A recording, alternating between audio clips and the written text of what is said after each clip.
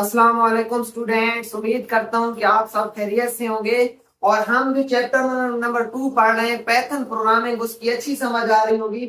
तो आज के उसमें हमारा टॉपिक होगा फंक्शन का। हम देखेंगे कि फंक्शन क्या है, फंक्शन का सिंटैक्स देखेंगे, इसकी कुछ एग्जांपल देखेंगे और इसके आगे एक क्लास एक्टिविटी दी हुई थी, एक एक्सरसाइज टाइप का प्रोग्राम दिया हुआ था, वो हम बनाएंगे। तो आज से पहले तक जो भी हमारे दूसरे चैप्टर के लेक्चर हुए हैं वो बेसिक प्रोग्रामिंग कंसेप्ट थे, जैसा कि वेरिएबल्स एंड डेटा टाइप्स हो गया, इनपुट आउटपुट हो गया, कंडीशनल्स हो गए, लूप्स हो गए। तो आज थोड़ा हमारा एडवांस टॉपिक हो रहा है स्टार्ट, जो है फंक्शन का। क्या है फंक्शन का? तो इसमें हम देखेंगे फंक्शन क्या होता है, फंक्शन को पाइथन प्रोग्रामिंग में कैसे बनाते हैं, कैसे डिफाइन करते हैं, इसकी कुछ रियल टाइम एग्जांपल देखेंगे फंक्शन बना के कोड को बाकायदा तौर पर, और एक क्लास एक्टिविटी भी देखेंगे हम जो आपकी बुक में दी हुई है। तो सबसे पहले देखते हैं कि फंक्शन क्या है। Function is block of code. Function क्या है? ब्लॉक ऑफ कोड है। ब्लॉक ऑफ कोड का मतलब क्या है? ब्लॉक ऑफ कोड का मतलब है collection of statements. Collection of statements मतलब एक से ज्यादा, जो हमारे पास कोई भी टास्क परफॉर्म करने के लिए एक से ज्यादा स्टेटमेंट पर ये क्या हो सकते हैं, मुश्तमिल हो सकते हैं। ब्लॉक ऑफ कोड का मतलब क्या है? जैसे ये आपके सामने क्या पड़ा है, ये टाइप का फंक्शन स्टार्ट हुआ है, तो इसके नीचे ये एक लाइन हो गई, दूसरी तीसरी, इस तरह से एक ब्लॉक टाइप आएगा। क्या आएगा? ब्लॉक आएगा। मतलब नंबर ऑफ स्टेटमेंट्स वो बहुत ज्यादा भी हो सकती हैं, थोड़ी भी हो सकती हैं। तो फंक्शन के टास्क के लिहाज से function is a block of code used to perform specific task. Function क्या है? ब्लॉक ऑफ कोड है, नंबर ऑफ स्टेटमेंट्स पर मुश्तमिल हो सकता है, कलेक्शन ऑफ स्टेटमेंट्स है जो क्या करते हैं, use to perform a specific task, जो कि कोई खास टास्क परफॉर्म करते हैं। अच्छा, फंक्शन का फायदा क्या है? Function provide reusability of the code. Function हमें क्या प्रोवाइड करता है? Reusability of the code provide करता है कि हम एक मरतबा कोड लिख लें तो बार बार हमें कोड नहीं लिखना पड़ता, हम उसी को बार बार इस्तेमाल करते रहते हैं। तो इसका ये फायदा है। मैं एग्जांपल में समझाऊंगा, इसके एग्जांपल के साथ ये बताऊंगा कि कैसे इसका ये हम कोड की रीयूजेबिलिटी हमें ये प्रोवाइड कर रहा है। तो अभी तक आप लोगों को समझ आ गया होगा कि फंक्शन क्या है। ब्लॉक ऑफ कोड है जो किस लिए इस्तेमाल होता है, कोई टास्क परफॉर्म करने के लिए। और जब हमने वो टास्क परफॉर्म करना होता है, हम उसी जो एक फंक्शन बना चुके हैं उसी को उसके नाम से कॉल कर लेते हैं, तो हमारा टास्क परफॉर्म हो जाता है। हर मर्तबा उसका कोड नहीं लिखना पड़ता। तो एक चीज बता दूं इसमें कि फंक्शन का कोई ना कोई नाम होगा, जिस नाम से वो कॉल किया जाएगा और उसी नाम से हमें पता चलेगा कि ये फंक्शन है। यहाँ पे मैं इसके सेंटेक्स में आपको ये चीजें क्लियर करता हूँ।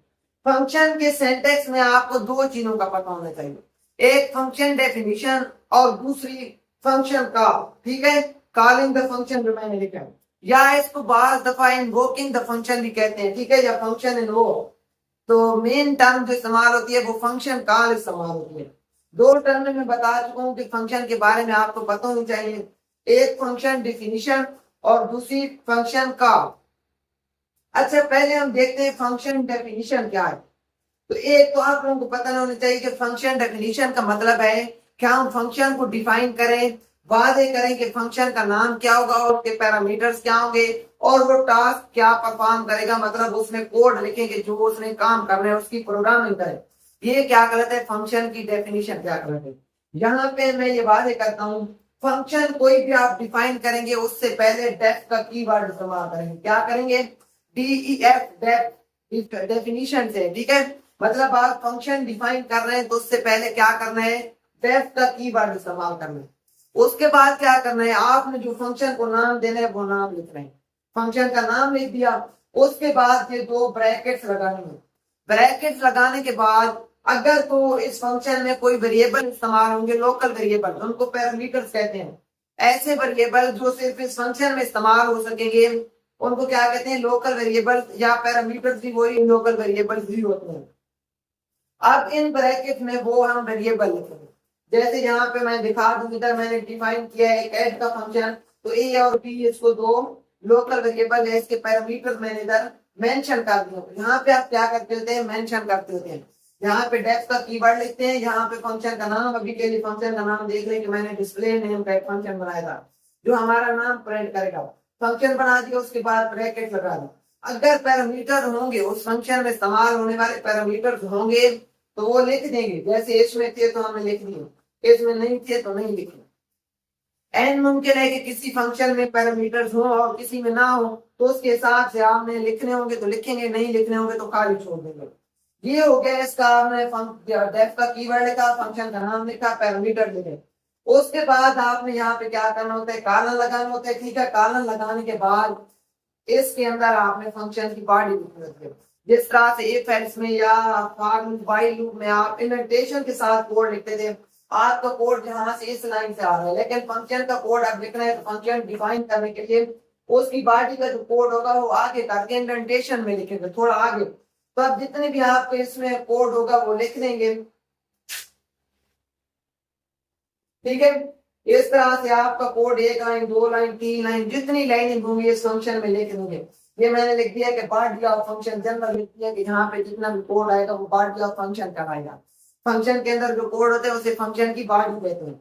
जहां पे कोड एंड होगा उस जगह से आपने कोड फिर अपनी तरतीब से बाहर लिखना है फंक्शन से, तो वो इस फंक्शन का हिस्सा नहीं होगा। अब ये तो मैंने फंक्शन डिफाइन कर लिया। अगर आपने किसी प्रोग्राम में इस तरह से फंक्शन को डिफाइन कर लिया और उसके अंदर कोड भी लिख लिया है, और अगर उस प्रोग्राम को आप रन करेंगे तो कोई एक्शन इसके अंदर लिखे हुए कोड वाला परफॉर्म नहीं होगा। ठीक है, ये लाजमी समझिए इस बात को कि फंक्शन डिफाइन कर देने से फंक्शन को अगर आप उस प्रोग्राम को रन करेंगे तो उस फंक्शन वाले टास्क परफॉर्म नहीं होंगे जब तक कि हम फंक्शन को कॉल नहीं करते। फिर हमें जहां हमने एक मरतबा फंक्शन डिफाइन कर दिया, फिर हमें जहां जरूरत होती है वहां फंक्शन कॉल कर देते हैं। क्या कर लेते हैं, वहां फंक्शन को कॉल कर लेते हैं। जब हम फंक्शन कॉल करते हैं तब जाकर उस फंक्शन वाला लिखा हुआ कोड एग्जीक्यूट हो जाता है। तो फंक्शन कॉल की उम्मीद है कि आप लोगों को समझ आ गई होगी। फंक्शन कॉल क्या है कि जो हमने फंक्शन डिफाइन किया हुआ है, फंक्शन हमने जो डिफाइन किया अपने प्रोग्राम में, उसको एग्जीक्यूट करने के लिए फंक्शन को कॉल करना पड़ता है। जहां आपको जरूरत पड़े फंक्शन कॉल करते हैं, वो एग्जीक्यूट हो जाता है। जितनी मरतबा आपको जरूरत पड़े उतनी मरतबा कॉल करते हैं तो वो फंक्शन उतनी मरतबा एग्जीक्यूट होता है। ये क्या कहलाता है, फंक्शन कॉल। और फंक्शन को कॉल करने का तरीका क्या है, फंक्शन को कॉल करने का तरीका ये है कि आप फंक्शन का नाम लिखते हैं। जैसे ये फंक्शन नेम, मैंने फंक्शन का नाम लिखा था टेम्परेरी आर्जी तौर पर समझाने के लिए, तो मैंने फंक्शन का नाम लिखा, उसके बाद ब्रैकेट्स लगाती हैं। ब्रैकेट्स लगा के अगर तो उसके पैरामीटर्स हैं, ठीक है, यहाँ पे आपने वेरिएबल्स मेंशन किए थे तो वो लिख देते हैं, अगर नहीं है तो नहीं लिखते। इस केस में मैंने फंक्शन डिफाइन किया था, इसके वेरिएबल नहीं थे, ठीक है, पैरामीटर नहीं थे, तो मैंने कॉल किया तो नहीं लिखे। जहां इसके वेरिएबल थे, जो ये पैरामीटर थे, जहां कॉल किया तो मैंने लिखे। ठीक है, तो ये आपने क्या करना है, जहन में रखना है कि फंक्शन को कॉल करते हुए कैसे कॉल करना है। फंक्शन का नाम लिखना है और ब्रैकेट्स लगा देंगे आगे। अगर पैरामीटर्स होंगे तो फंक्शन में पैरामीटर लिख देंगे, नहीं होंगे तो नहीं लिखेंगे। ये था हमारा फंक्शन और फंक्शन का सेंटेंस। अब हम इसकी कोई एग्जांपल देखते हैं।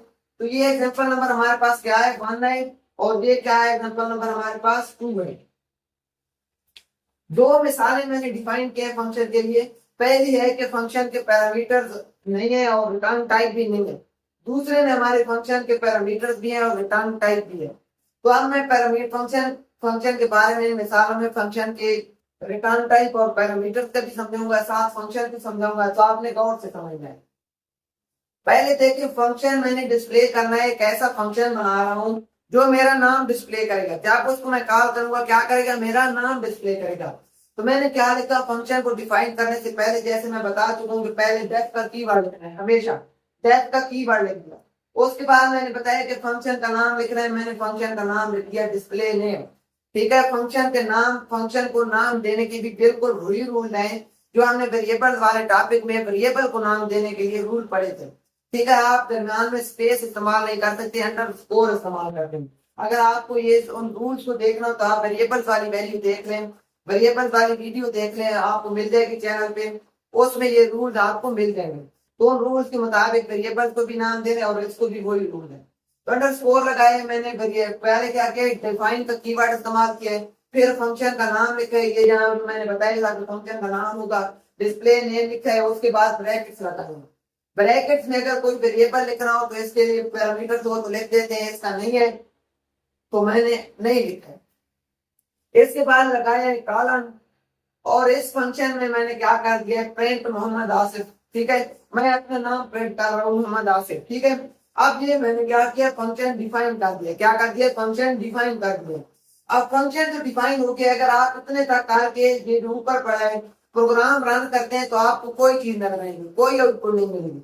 हत्ता कि आपने आउटपुट के लिए प्रिंट का मेथड इस्तेमाल किया है लेकिन आउटपुट नहीं मिलेगी जब तक आप फंक्शन को कॉल नहीं करते। आपने डिस्प्ले नेम किया है, आप प्रोग्राम रन करेंगे, ये फंक्शन को कॉल करने का तरीका बताया है, फंक्शन का नाम लिखेंगे और उसके बाद ब्रैकेट्स लगाएंगे तो फंक्शन कॉल हो जाएगा। अब ये हमने फंक्शन कॉल किया, अब अगर मैं रन करता हूँ तो क्या मुझे आउटपुट मिलेगी, मोहम्मद आसिफ खान। अब बच्चे ये रीयूजेबिलिटी हम कोड कैसे हमें प्रोवाइड करते हैं, मुझे एक मरतबा अपना नाम डिस्प्ले करना है तो एक मरतबा इसको कॉल कर रहा हूँ, अगर दूसरी मरतबा कॉल करना है तो इसी तरह मैं डिस्प्ले नेम दोबारा कॉल कर दूंगा तो ये क्या होगा, मुझे दोबारा ये आउटपुट दिखा देगा, 2 मरतबा मेरा नाम प्रिंट होगा। जितनी मरतबा आप फंक्शन को कॉल करते हैं फंक्शन के अंदर लिखा हुआ कोड क्या हो जाता है, एग्जीक्यूट हो जाता है। तो ये रीयूजेबिलिटी आप कोड प्रोवाइड करता है इस तरीके से। ठीक है, आप जितनी मर्जी मरतबा फंक्शन को कॉल करें वो कॉल हो जाएगा। अब दूसरे एग्जांपल को अगर हम देखें तो दूसरे एग्जांपल मैंने क्या बनाई है कि 2 नंबरों को ऐड करने का आपने फंक्शन बनाना है कि जो 2 नंबर लेगा वेरिएबल्स के तौर पर, ठीक है, पैरामीटर्स के तौर पर, और उनको जमा करेगा। तो यहाँ पे देखें मैंने जैसे बताया था कि फंक्शन को डिफाइन करने के लिए उससे पहले क्या लिखते हैं, डेफ का की वर्ड लिखते हैं, डेफ लिख दिया मैंने। उसके बाद क्या करते हैं, फंक्शन का नाम लिखते हैं, जैसे मैंने क्या कर दिया, ऐड लिख दिया। इस फंक्शन का नाम क्या है, ऐड, क्योंकि वो 2 नंबरों को ऐड कर रहा है तो उसका नाम क्या है, ऐड के नाम से मैंने रख दिया। आपका नाम डिस्क्रिप्टिव होना चाहिए कि फंक्शन का पता चले कि वो क्या ट्रांसफर करेगा। अच्छा, उसके बाद मैंने बताया कि ब्रैकेट्स में अगर पैरामीटर्स होंगे तो वो लिखेंगे, ए और बी, इसके मैंने 2 पैरामीटर्स लिख दिए। पैरामीटर्स के बारे में बता चुका हूँ कि ऐसे वेरिएबल जो सिर्फ उस फंक्शन के अंदर इस्तेमाल हो सकेंगे, दोबारा बता दिया। तो अब ए और बी 2 वेरिएबल हैं जो इस फंक्शन में क्या होंगे, इस्तेमाल होंगे।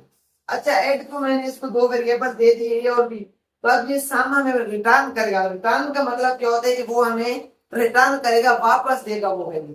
यहाँ तक जिन फंक्शन की जो हमने ये एग्जांपल देखी उनमें रिटर्न टाइप नहीं थी तो हम डायरेक्टली कॉल करते थे, हमारे उनके अंदर लिखा हुआ कोड एग्जीक्यूट हो जाएगा।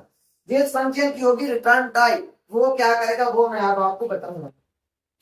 अच्छा, पहले तो ये सम कैलकुलेट करेगा 2 नंबरों का, तो इसके जो 2 नंबर हैं, 2 वेरिएबल हैं, ए और बी। हमने तीसरा इसके अंदर एक वेरिएबल बनाया सम को और इक्वल कर दिया ए प्लस बी।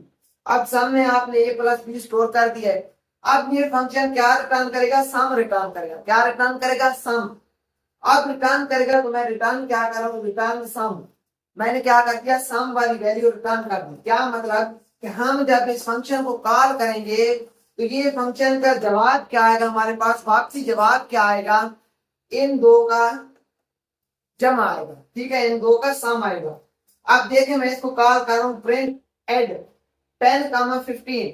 तो अब बच्चे ये यहाँ पे प्रिंट के अंदर वैल्यू क्या आ जाएगी, इन 2 के सम वाली। अच्छा, यहाँ पे एक चीज और बता दूं कि यहाँ पे फंक्शन जब हम डिफाइन करते हैं तो इसके अंदर जो हम वेरिएबल जो लिखते हैं इनको पैरामीटर्स कहते हैं, और जब फंक्शन को कॉल करते हैं तो इनको एक्चुअल पैरामीटर्स भी कहते हैं और आर्गुमेंट्स कहते हैं। असल में क्या कहते हैं, आर्गुमेंट, कि हम फंक्शन को आर्गुमेंट्स वो वैल्यूज दे रहे हैं। अब ऐड का फंक्शन मैं कॉल कर रहा हूँ तो इन वेरिएबल्स को कॉल करने के बाद जिन फंक्शन के पैरामीटर्स होंगे तो फंक्शन को कॉल करेंगे तो उसके पैरामीटर्स को यहाँ कोई ना कोई वैल्यू देंगे। ए को मैं 10 दे रहा हूँ, बी को 5 दे रहा हूँ। तो अब ये क्या रिजल्ट देगा हमें, ऐड का इसका रिजल्ट क्या आ जाएगा, ये क्या रिटर्न करेगा। इस जगह पे रिटर्न का मतलब है इसका कि ये जो हमने लिखा है इस जगह पे इस वाली वैल्यू आ जाएगी, सम वाली।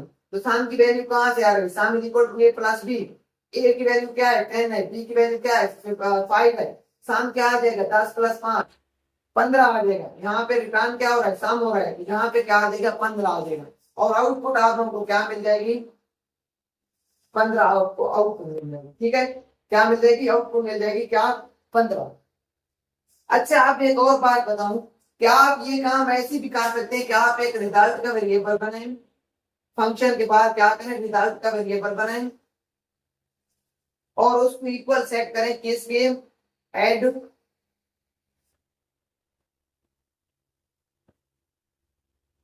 अब ये रिटर्न करेगा जो वैल्यू है इन दोनों के साम वाली, ये साम रिटर्न करेगा, वो जाके कहां स्टोर हो जाएगी, इस रिजल्ट वेरिएबल में। कहां स्टोर हो जाएगी, रिजल्ट वेरिएबल में। और आप क्या कर सकते हैं, यहाँ पे उसी रिजल्ट वेरिएबल को लिख सकते हैं एड 10, 15 की जगह, क्योंकि इस वाला रिजल्ट अगर स्टोर हो गया इसकी रिटर्न वैल्यू तो फिर भी जवाब आएगा 15 है। अगर आपने दोबारा इसको किसी और वेरिएबल के लिए कॉल करना है तो आप इसको ऐड के फंक्शन को इस तरह से प्रिंट में दोबारा लिख सकते हैं, ऐड 20 कामा 10 फर्ज करें। तो अब क्या होगा, ये आपको इसका भी ये इधर प्रिंट भी लिख दें साफ। तो ये आपने रिड्यूसिबिलिटी आप कोड किया कि आपने 2 मरतबा फंक्शन को कॉल कर दिया। तो इधर वो इसका जवाब दिखा, इधर इसका जवाब दिखा। अब इसकी आउटपुट क्या आएगी, दोबारा कॉल करेंगे तो 30 आ जाएगी। तो इस तरह से function reducibility of code provide करता है। ये था हमारा फंक्शन का टॉपिक जो हमने डिटेल में पढ़ा, सिंटैक्स देखा, फंक्शन होता क्या है वो देखा और फंक्शन की मिसालें देखी।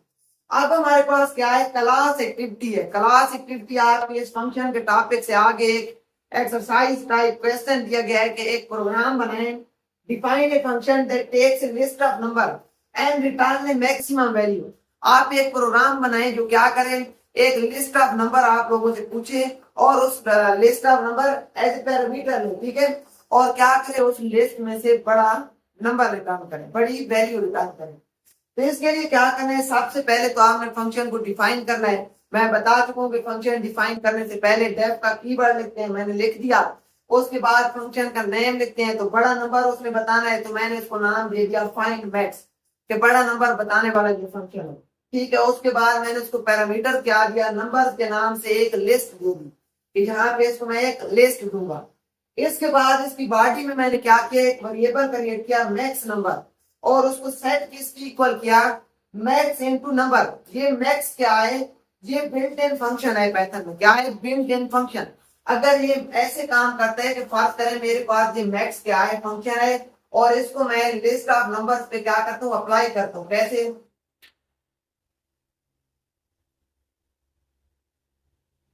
इस तरह से, ठीक है। तो अब ये क्या करेगा, मुझे इनमें से बड़ा जो होगा वो रिटर्न करके देगा। तो नंबर क्या है, हमारे पास एक लिस्ट होगी, नंबर क्या है, एक लिस्ट होगी। तो मैक्स को मैंने वो लिस्ट दे दी, लिस्ट के अंदर सारे नंबर एग्जांपल इस तरह से होंगे, तो उनमें से जो बड़ा होगा ये मैक्स वाला फंक्शन वो रिटर्न करेगा, और मैक्स नंबर में वो क्या हो जाएगा, स्टोर हो जाएगा। तो फिर ये फंक्शन रिटर्न क्या कर रहा है, मैक्स नंबर, उसमें से बड़ा बताएगा, मैक्स नंबर ये रिटर्न करके दे देगा। तो मैंने फाइंड मैक्स के नाम से फंक्शन को क्या किया, कॉल किया। क्या किया है, फाइंड मैक्स के नाम से फंक्शन को क्या कर दिया, कॉल किया, ठीक है। इसके लिए एक और चीज मैं बता दूंगा आप लोगों को, क्या आप लोगों ने क्या करना है, इधर मैं मिस्टेक कर दूं, भूल गया था। इसको फाइंड मैक्स को कॉल कर रहे हैं और इसको लिस्ट तो दे दिया आपने, इसमें बड़ा तो रिटर्न कर रहा है, ठीक है, बड़ा रिटर्न तो कर देगा आप लोगों को, लेकिन आउटपुट कोई नहीं मिलेगी। क्यों, क्योंकि आपने इसमें प्रिंट का नहीं लगाया कि इसको प्रिंट नहीं कर रहा, ये लगा दे और यहाँ पे इसको क्या कर दे, बंद कर दे। ये चीज आपने इधर इसमें लिखनी है, प्रिंट में लिखनी है, ठीक है। और इसको भी, तो अब ये इसका फाइंड मैक्स आपने कॉल किया, इसको प्रिंट में रखा, तो आंसर क्या आ जाएगा, इसमें सबसे बड़ा कौन है, 20 है, तो 20 याद होगा। और ये दोबारा मैंने इसको दूसरी मरतबा कॉल किया है, तो इसका क्या आ जाएगा, इसमें बड़ा कौन है, 7 है, तो ये रिटर्न क्या कर देगा, 7 कर देगा। इस तरह से आप इसको मल्टीपल टाइम्स कॉल कर सकते हैं। एक मरतबा फंक्शन आप डिफाइन कर लेते हैं तो उसे मल्टीपल टाइम कॉल कर सकते हैं, जिससे वो बार बार कोड उसमें जो लिखा होता है एग्जीक्यूट हो जाता है। तो ये था आज का हमारा topic, function in Python programming, जिसको हमने डिटेल में देखा कि फंक्शन क्या होता है, उसका फायदा क्या है, उसके बाद उसका सिंटैक्स देखा, फिर इसकी एग्जांपल देखी, और एक क्लास एक्टिविटी एक बेहतरीन किस्म की दी हुई थी कि आपने ये स्टूडेंट से करानी है ताकि उन्हें अच्छी समझ आए। उम्मीद करता हूँ कि इसकी आप लोगों को अच्छी समझ आ गई होगी।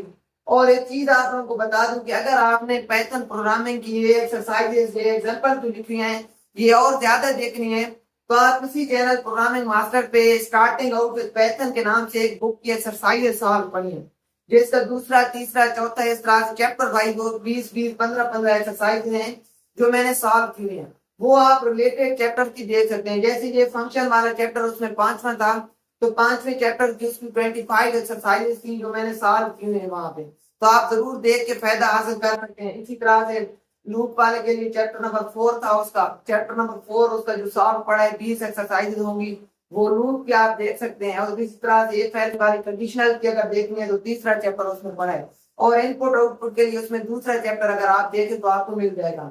तो उसमें हर टॉपिक की 15-20 एक्सरसाइज प्रैक्टिस के लिए मैंने कराई है, उससे आप लोगों को और भी ज्यादा समझ आ जाएगी। उम्मीद करता हूँ कि आप लोगों को ये लेक्चर पसंद आया होगा और अच्छी समझ आई होगी। अगर आप लोगों को लेक्चर पसंद आ रहे हैं तो दोस्तों के साथ जरूर शेयर कीजिएगा। अल्लाह हाफिज़।